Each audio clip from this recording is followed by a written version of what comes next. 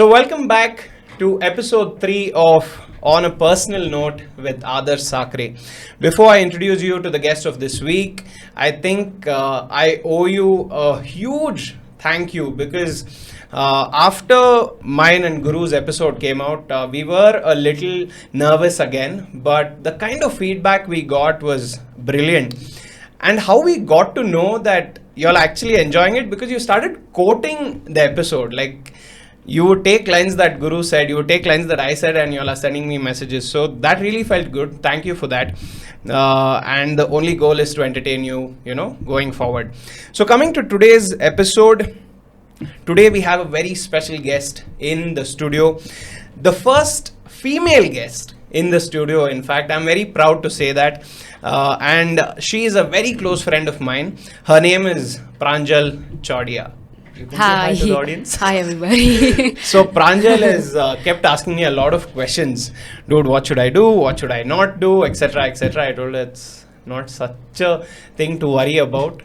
You can relax. We'll go into your story. Dude, just off the record, I've literally been playing and replaying this video in my head. This interview in my head. Okay. But yeah, it's good and I'm happy I'm here. I'm glad I chose to do this. Yeah. Honestly, Pranjal, if you remember, we met I think it was about 2-3 months back when we last met, and I told you that I want you on the show. I remember you talking about it. Yeah, and that was the time when the studio was still setting up. Right? Exactly. So before we go ahead, Pranjal, I'll ask you a few things and, we'll go down the drill. But for those of you who are watching, for you to understand what Pranjal's strength is, I need you to go hop on to her Instagram right now. Vinay, you can put up the name right there. It's called Diaper Diaries by Pranjal, right? So, by profession, what are you, Pranjal? I would call myself a newborn photographer, toddler infant photographer, and a maternity photographer. So maternity is basically, for people who don't know, it's photography for pregnant ladies. Yeah. So, yeah. So that is who Pranjal is. And the reason why I'm asking you to go check it out is because I do not want you to underestimate her work in any way. Because if you go and see the work, you'll immediately know why she's on the show. Yeah, go check it out, guys. Yeah.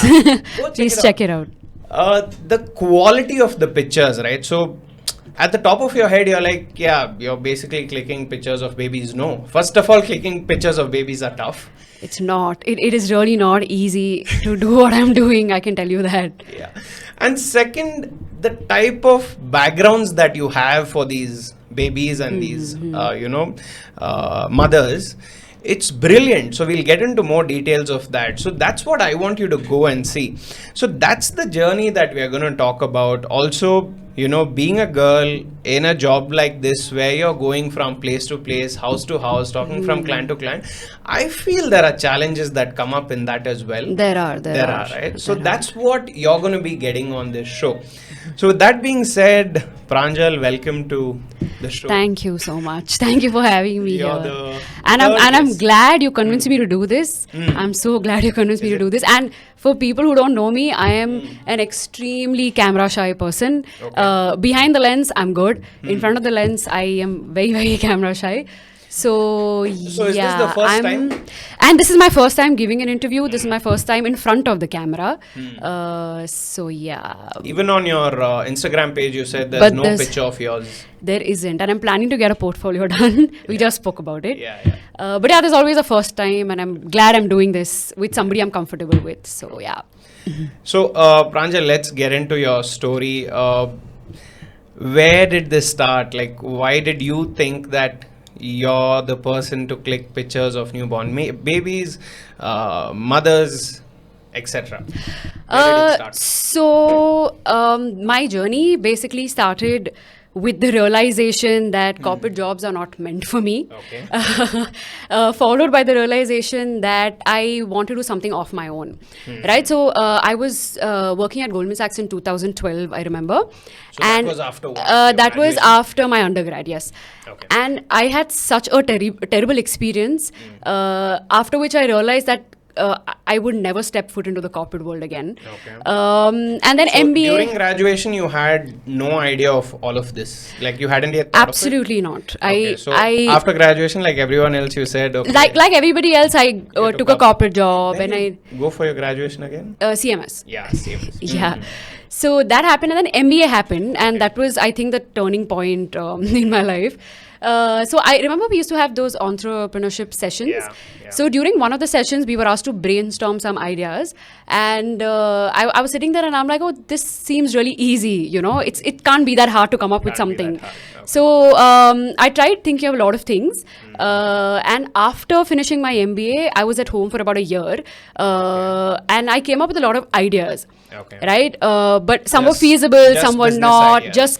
Just business ideas. So at the start, the thought was, I'm not getting into corporate. I need something of my own. Yes. That was the first scene. Yes, that was the Okay. first scene. So I had a lot of ideas in mind, but none of them actually saw the light of day, to be honest, because Okay. they were not. Some were not feasible. Some were not okay because I was, a girl. Some were not okay because you needed some heavy investment for stuff like that. Yeah. So my idea was basically to start something with zero investment, Okay. simply because I knew that if I ever have to shut shop, I don't have to feel too bad about not Okay. things not working out. You wanted that safe zone. Yes, You yes. wanted, because obviously, like, you wouldn't want to, face that loss a little later. Yeah, and I was very sure about it. Okay. So this is when I came up with this term called photography management. I'm not sure there is a term like that, but I can say I coined it. You've So- coined it. yeah. See, that's the speciality of the show. Every guest who comes here coins one terms and leaves. So the term for this episode is what? Photography management. Photography management. Yeah. So basically, what I used to do was I used to work like a mediator between the existing photographers and clients. Okay. So basically, clients looking for photographers for their events, I used to put the photographers I work with in touch with these guys, and they would do the events for them. Okay. And I used to make money through commission. Okay. And I think with time, Okay. I realized that first of all, there is not too much money in commission. Okay. Secondly, there was this one event that I did that was like the tipping point for me. Okay, I'll tell you honestly, that was one of the biggest events that I had Which done. year was This was 2018. So this is after your MBA. After my MBA, yes. Yeah. After spending So for those a of year you who at don't know, home. we both went to the same college. She's in fact my senior in college. Oh yeah. Yeah. So And yeah, that's how we never met in college. Yeah, we never met in college, and we met because of Suresh sir. Oh, who's yeah. one of the best faculty member. Not best, I think the most popular faculty member. and the most knowledgeable one. The most knowledgeable one. I hope he's watching this. I hope he's watching Sir, if you're this. watching, I mean, thank you for making it happen. In fact, sir was the one who told you to call me up. to Exactly, kind of exactly. So collaborate. in fact, when I started this, when I had this idea of photography management, I went to him because Yeah. I knew he's the right person for it. So So to get like some to get some business insight, knowledge, yes. What And do you feel about it and all that? No. yeah. So when I went to him, he said, "Hey, why don't you check out Adarsh's page? He's also Yeah, into yeah. events. He might be able to help you out." That's how I think I got in touch with you, Yeah, right? yeah. Yeah. So that's how we kind of. So you told, okay, so you understood that the commissions are too less, and you decided to get into it. by Yeah, yourself. so I was talking about this event, right? Yeah. So what happened at the event was we were so basically what happens is we are three parties involved in the situation, right? One is me, the mediator, one is the photographer, and the Okay. third person is the client. Okay. So basically I'm doing what a photographer does, okay, except taking pictures. So I am on the day of the event, I am on ground, I am talking to the client, I'm making sure everything gets done. I'm sure the photographer is doing a good job. I'm making sure he's delivering good photos, but I'm not taking pictures, and I'm also not getting paid enough for it. Okay. So Got it. so at that event, what happened was it was a reception, I remember, and it was scheduled to go on for about 6 hours, and I was Where there for is this about 3, happening? just micromanaging stuff. And is it at like a really posh place? It or was what? at Taj. Okay. And So- and this was for a friend's sister. Okay. So I really wanted to make sure that we were doing a good job. Good job, yeah. Or else Because it's my not- reputation was on the line. So I really Sure. wanted to make sure I was doing a good job. And at this time, you're jobless, right? Like you I am. haven't taken Nothing. up a job. You're trying to figure out things. Yes, that. So that happened, and I'm just going to cut to the chase. So basically, what happened was the photographer promised the client something on the day of the event that I didn't know about, and I promised the client something else. So, a lot of what happened was not, I wasn't aware of. You weren't. Yeah, so on the date, on the delivery date, the client got something that I didn't know about, and he was really disappointed. And he's like, and I was answerable to him because I was the person who was managing the whole thing, So right? what did that instance spark? Yeah, so I realized that if I'm going to be known as the bad guy, okay, I should also be doing the dirty work, right? Yeah. Like, I don't want to be, if I have to do the dirty work, then call me the bad guy, it's fine. Okay. And in this case, what was happening was, I did everything perfectly well, right? I managed the show well, I pulled it off, I delivered But on where time. it mattered, it went wrong. Exactly. And that was a photographer's job to do, right? He was In supposed to fact, deliver good that's pictures. a pretty important part of the Yeah, so I didn't screw up, the photographer did. And I was like, see, if I'm going to be answerable for something that I haven't done, then I don't want to be part of this thing. Yeah. So that's when I decided that I am going to start shooting. And baby photography on my own, yes. your own. So you decided that now this whole photography process needs to be led by you. Correct. You didn't want to be a part of something. Absolutely. You said, if something has to happen, it should be I want to under be me. the boss, basically. I want to be the boss. Yeah. So yeah. you realized, but how did you feel, are you ready? Are you not ready? for it? If you ask me, I feel like I'm still not ready. Okay. I feel like I never will be.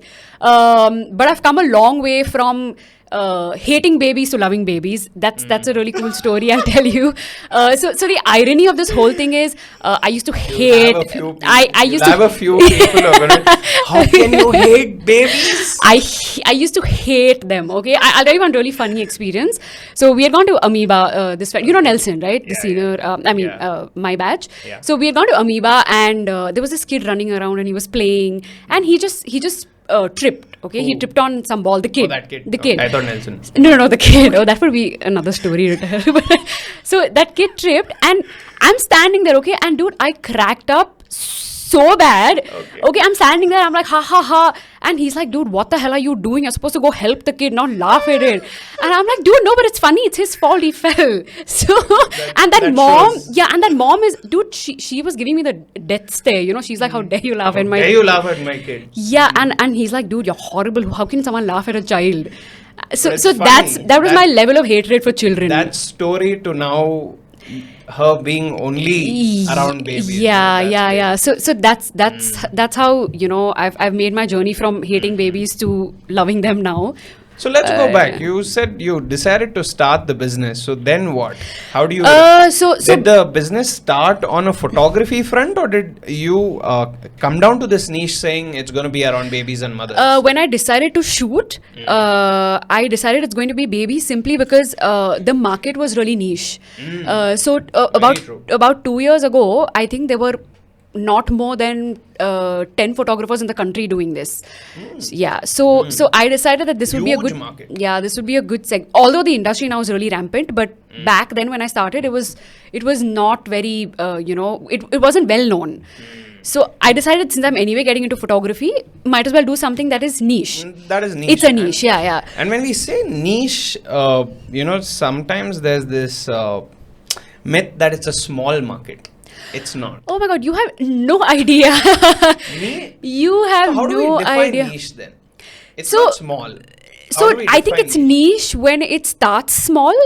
Also, I think it's niche when you target a particular audience. When it's specific. Yes. Yeah, So I for think- me, it's mothers, fathers, and babies, right? That's So what makes it niche, not the size of the business. maybe, yeah. Yeah. I mean, yeah, you have a point. I think it's the target audience. It's the target. It's the target. Yeah, it's the target. So target it was audience. a intentional decision. It was a business decision. Yeah. It was a business decision. You to can say that. Let me get into that. Yeah. So how do you start? So who do you go and say, I want to take pictures of So your-" I did a shoot for one of my cousin's son. Actually, not my cousin, but my brother's wife, my sister-in-law. I did her son's shoot. And I started with. And these are all newborn shoots. No. He was a toddler. I think he Okay. was about 8 months old when I did the shoot. And I really want to share this with people that my first newborn photography shoot, the baby was 30 days old, and Oh before my that, God. before that, I hadn't even held a newborn baby in my hand. So I remember when I was preparing for the shoot, I had no idea how to hold the baby. I didn't know how to unwrap the baby, how to No wrap one's the teaching baby. you, right? No Like, one's it's- teaching me. You've just landed up there with absolute zero knowledge Yes, of the yes. things that can go wrong. Yeah, and also, see, you have to understand that it's a newborn baby, right? There is no room for any mistake. So, Pranjal, I want to pause you right there, right? Because you've said something very significant for people to understand here. Most people spend so much time in their planning phase that they never get to the job. Correct. And you being in this space for so long, sometime back you told me you're still learning. Yeah. So, maybe in a way, the way to learn is to go do it. Exactly. You know, I honestly just took the plunge. I didn't think even twice because I waited for too long for this. Okay. Because I told you, right, I had a lot of things in mind that I wanted to do, and somehow nothing worked out, and I decided that if I don't do something about this now, It's screwed. this also is going to slip away from my hands. gonna go So down. yeah. So brilliant. Like you turn up at the house, you don't know how to manage the baby. What if the baby poops? Then what do? So the shoot is happening. Dude, and the more baby- than that, I was worried about if I drop the baby while holding it, or you know, if the mother tells me, hey, what are you doing to my baby? You're not holding it properly. Don't you know what you're Have doing? you had that? No, mothers luckily are, not. Mothers are very protective like that. Yeah, right? yeah, they are. And in fact, they are. no matter who you are, like they're like so. When it comes to their child, yes, they are. But I think I was confident enough to not show the mom that I don't know what I'm doing. So, fake it till you make it. Yeah, The whole totally. cliche dialogue. Totally. Fake it till you make it is so true. Totally. Another example. Totally. So I did that, and it went well. The first shoot, it was better than I expected. And that's when I decided that, hey, this is what I want to do. Because with absolutely zero Did you feel good background about it? knowledge, it felt amazing. And that day I decided that I'm going to take this forward. On that first shoot? Yes, on the first shoot. Beautiful. Yeah. And how was the feedback of the parents? Like you said, you were They nervous. So did that loved, come out? not in the pictures, maybe on my face on the day of the shoot, because the pictures were really good. Like I said, it was much better than I expected it to be. So that was good. And after that, I think it just took off. There was no looking back. I've come. And what was the number? You told us the number of shows that you have done till today. I've done around 300 shoots Oh in my the last God. 2 years. That's And brilliant. that's a mix of That's almost, say, everything. half a year of work it's like an alternate days you have a shoot. That's how it looks like. Yeah. I would have done more if it wasn't for COVID, but Let's not talk yeah, about that. Yeah. Very painful. So very nice, Pranjal. I mean, one of the main reasons I like your story is because it's not easy. In the first place, it's not easy to gauge how to get the best pictures for a baby, right? It's not easy at all. How to place, how do you make the baby pose? What do you do for that? So there are a lot of photographers out there across different countries who've been doing this for the last 8-9 years. Okay, and I didn't But know I don't this think until they have branded themselves as much. so surprisingly, over the last 2 years, from the time I started, people are coming out with what they're doing. So they've started making videos, and they've started doing a lot of. They have a lot of material for photographers like us who've just started out. We can buy them. It's up on YouTube. It's up on their page on Instagram. So that way, there is a lot to learn from these guys. So they share a lot of ideas. They share a lot of creatives, a lot of material that you can. So what about the learn parents who are like grumpy? Like if you you turn up at the house, nothing is ready, or they aren't ready, or something else is happening. What if there's a fight happening in the house? What do you do then? Dude, you will not. I'm so glad you brought this up. I was anyway going to talk about it. Okay. So one of the biggest challenges I face is not letting them know that I'm having a bad day. See, because the kid doesn't care if you're having a bad day, right? It's a kid. You lash out, you say something sweet. It can't be bothered. But with parents, you can't do that. Yeah. So what I find really hard to do is to separate my personal mood from the mood that I'm going to be showing to the clients and the baby. Because with babies, you always have to be happy around them, right? Because you have to make them happy around you. or else it's So a lot of times it has happened to me where I've snapped at the clients. Yeah. Because I've been having a bad day. But what if they screw up? That's what I'm asking. If the you. client screws up, Yeah, if they are not in the mood, or if they are not ready for the shoot. you know what? That's never happened. Okay, thank God. Because parents are super stoked about the shoot. Oh, is it? I've never had even one parent. The only time parents really get bogged down by the whole thing is when they have to run around too much. So that happens Okay. in case of newborn shoots. Okay. Because the mom would have just given birth and she's really exhausted. The dad Yeah. hasn't slept. He's tired. So when that happens, somehow after 4 or 5 pictures, they're like, you know what? Just do whatever the hell you want. We don't care anymore. Yeah. But in 90% of the cases, the parents are very excited. I've never had a case where the parent has, been like, I'm done with this shit. Is it? Yeah. They're very excited. Right. So that's all. I think obviously it's because it's their kid and they're waiting to get those. You pictures. have no idea to what lengths they can go Yeah. for their children. It's crazy. That's I nice. mean- So, one of the things I ask people very often is this. So now you've told us how you grew in this game, but what about getting accepted for a profession like this, right? So there are two things that I want to ask. One, like in college, that everyone sits for placements, like after MBA. Did you sit for placements after MBA? Nope. Same here. Because I was very clear I don't want to do a corporate job, right? So Same here. So as soon as you tell at college, like I remember my own story, right? So there were 120 students in our batch. 118 people signed up for the placements. There were only 2 people who didn't sign up. dude, same Yeah? shit. Yeah. I think my batch the number was 4 or 5. Okay. But yeah, I was the only one who was not placed by the end of the, By the end of the placement academy. year. Yeah. So as soon as you do that, there are 2 sides of people who raise questions. One is your college and teachers and friends. One is your family. Yeah. So did you receive any questions? And if you did, what was your answer? Because it's a turning point of everyone's life, right? In college, to be honest, I mean, if I have to tell you the truth, in college, everybody was like, dude, you don't even know what you're going to do. At least sit for for some interview. Even if you get a job, if you ever come up with something of your own, you can always quit. Same here. But That's what they say. but I mean, you know this better than anybody else, right? Somehow, when you know you really want to do something of Yeah. your own, you know you want to do it. There's why would you choose something else? Exactly. Like, Why would you? why would you waste that time? Yeah. Right. So what about your family and relatives, Pranjal? My family, again, they were on the same page as me Okay. because they didn't want me to do a corporate job. Okay. Again, I come from a family which is not. I mean, they're not very receptive to girls doing corporate jobs. Oh, is it? My family is a Okay. lot more chilled out than Okay. other That's good. other That's families. a huge positive side. It is, and I'm very thankful, Yeah. to them for how far I've come. And look how that turned I'm- out, right? They gave you that freedom and it turned out well. Totally. And they're also supportive, right, of what I'm doing, which is great. But yeah, so my mom was really happy. My brother was happy with the idea that I'm going to be starting something on my own. But the thing with me is I've never been consistent in life with anything. Okay, so and I get Talk bored about of that. I get bored of stuff so easily. So when I told him I'm doing this, my brother was like, I'm sure it's just one of your. In fact, my best friend also told me that. She was like, dude, Okay. I'm sure it's just one of your other things that One you of do. the other things that One you of- start and let go. and let go of. Yeah. So I was like, no, dude, I'm sure this is this is going to be my thing. And she was like, dude, what nonsense! I know you're going to give up on this tomorrow.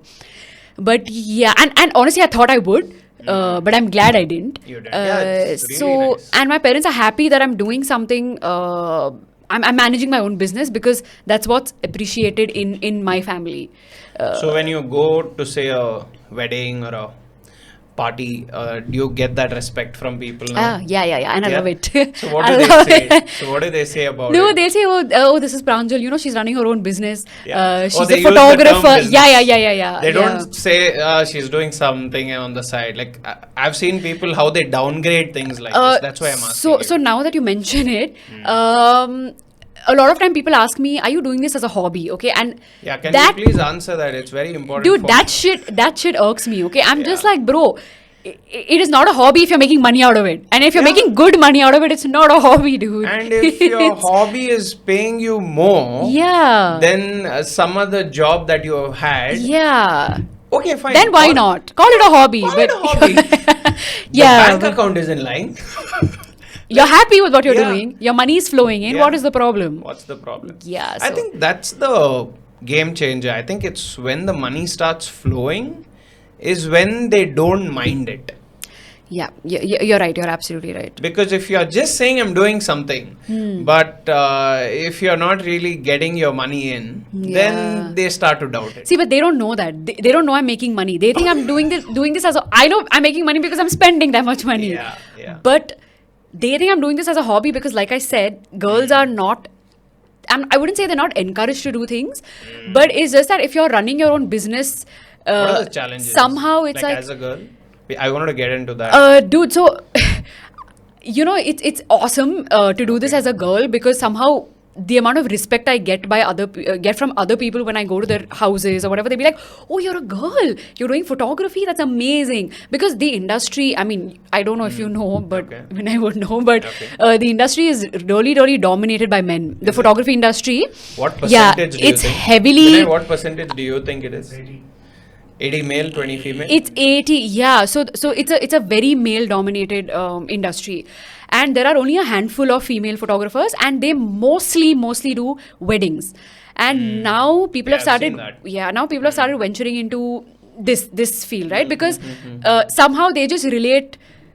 They just feel that because it's a girl, they can handle babies Comfortable well. also, no? Yeah. It's more comfortable.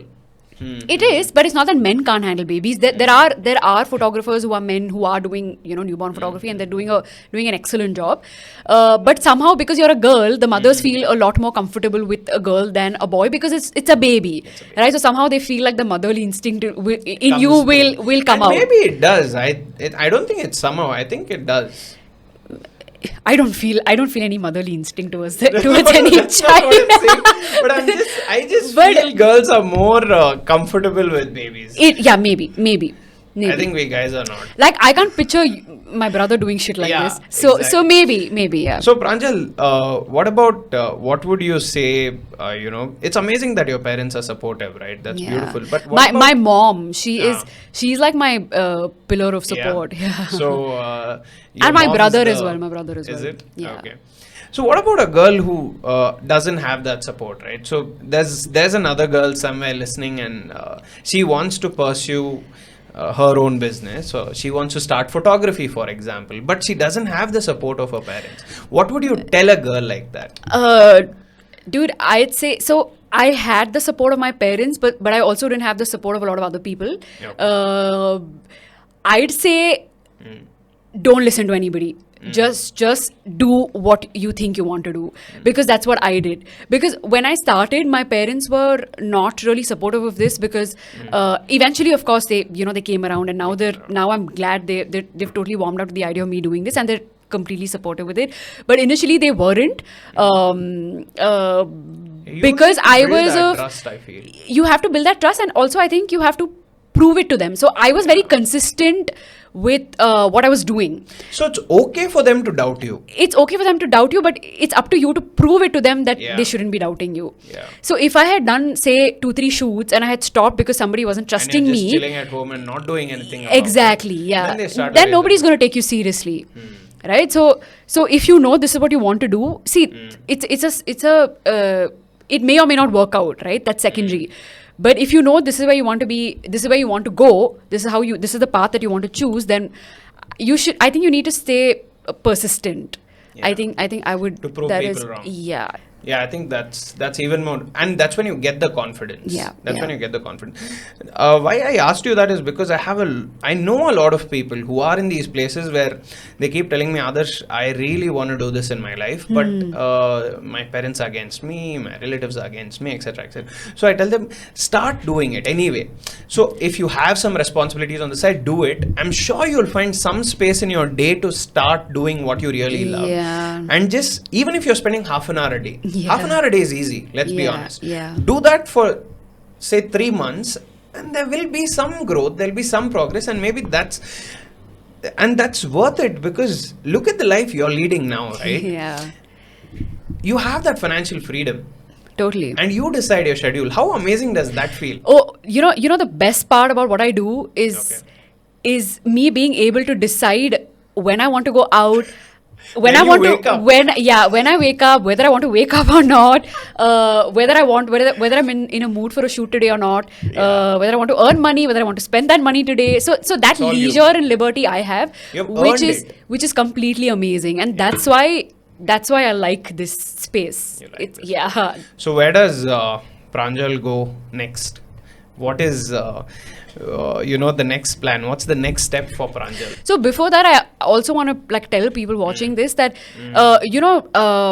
there is this people talk about social taboos, right? Yeah. So I really want to talk about it because with newborn photography in the Indian culture, right? So they say you can't take the baby out until 21 days, 28 days. Some people follow it for 40 days. Okay. Oh yeah, that so- must be a challenge. Oh my God, it's a crazy. It's been a crazy journey, to tackle parents and their Tackle that, questions. yeah. And you got to be sensitive, regarding right? You can't be upfront this. outright. Yeah, with you your can't tell them, thoughts. hey, Yeah. listen, I'll take care of the baby. Just get the baby and come. You can't do that because they Yeah. have their families around. They have their They have parents their traditions to pressurizing follow. them. Yeah, 100%. So it's very hard to change that mindset. And even if you tell them, listen, people abroad are doing this, so a newborn shoot is typically done when the baby is around 5 to 15 days old.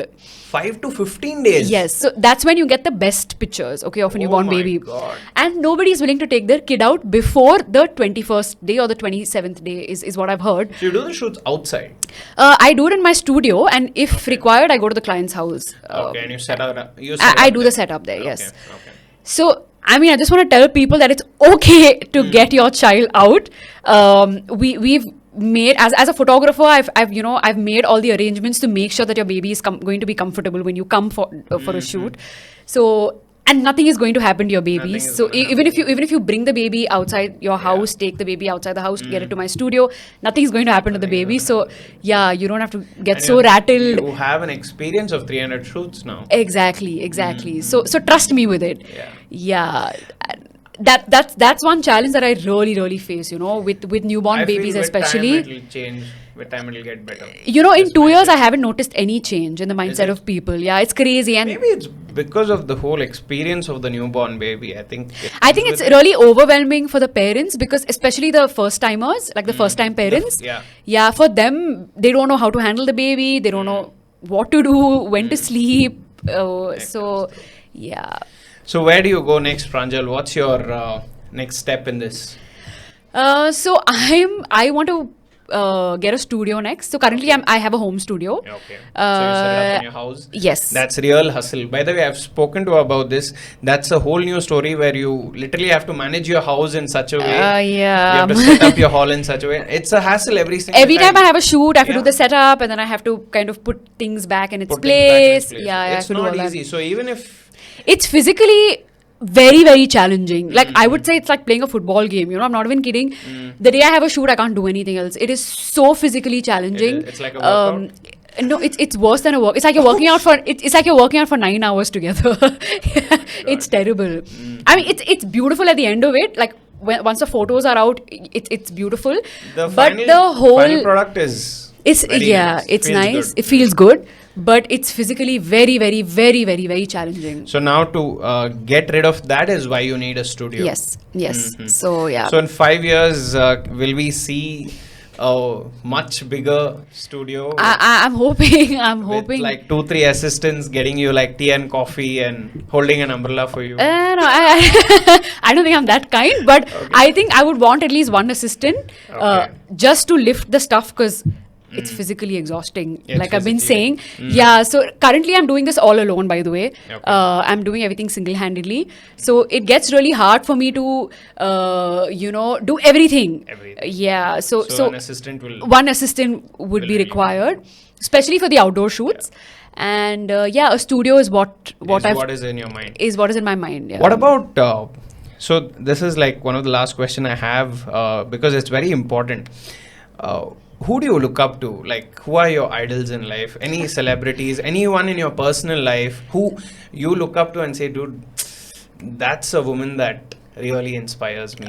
So I mean, my muse would be a photographer. Okay. Nobody, I'm sure people haven't heard of her. Okay. But her name is Anna Brand. So she's Anna Brand. Okay. So she is a photographer from the US. Okay.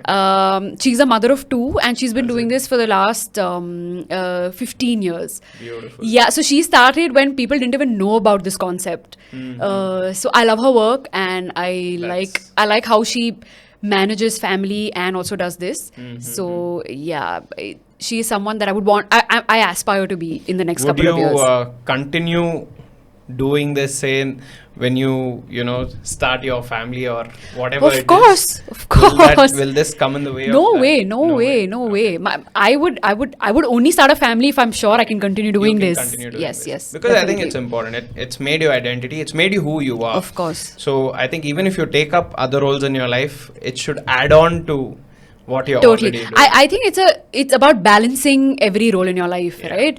It's not just about working, or not just about being a wife or a mother or a friend. It's about doing everything in the right amounts. Yeah.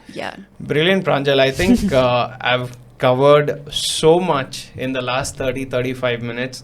To wrap up the show, I want to say one thing, right? So, the 3-4 people who knew that you're coming, they asked me, so why have you called Pranjal? I said, dude, I keep telling Pranjal that she's a very pampered girl, right? So I keep telling Pranjal she's a very pampered girl. Why? Why are you telling people that? Now, when you listen to her story, whether she's pampered, not pampered, looking at your hustle, I think, dude. Because you're talking about this, I really want to say this. So I think apart from my camera, which my dad bought me, everything else is my own. Yeah. Like my effort, Superb. the investment in the props, the thought, basically A to Z, plan, right? yeah, the vision, yeah. Everything Yours, is mine. yeah. So it's not if like it wasn't yours, it wouldn't have come till here. yeah, and also the struggle is something that only I know about, right? That's true. So, So that's yeah, that's why I'm mentioning that point. So I keep teasing her that way, but in actual reality, dude, you're a real hustler. I feel like the girls who are going to be watching this are going to love you and your personality that you portrayed on the show today. Thank you. And hopefully, like I told Bharat this too, and I'm telling you this too. So in the future, whenever you reach another milestone and you have a few things to talk about, this studio is open for you. I want you to come back and we should have another episode. This is just the beginning of sharing this journey, is what I want to tell you. I'd love to Yeah. come back, and now I think I've gotten comfortable doing this, so we can do this again. Perfect. After Thank a few you, years. Pranjal. Awesome. Thank you so You were much. too sweet. Thank you. Thank you for making your time and coming here. I know you had shoots lined up literally all of last week. Dude, I should thank you for convincing me to do this. Honestly, I would have never done this if it wasn't for you. Seriously. Awesome. So, guys, thank you for watching. This was episode 3 of On a Personal Note with Adarsh Sakare. We'll be back next week with another episode. So, do watch this, subscribe to the channel, and let us know what you think about it. Thank you for being here. See you soon.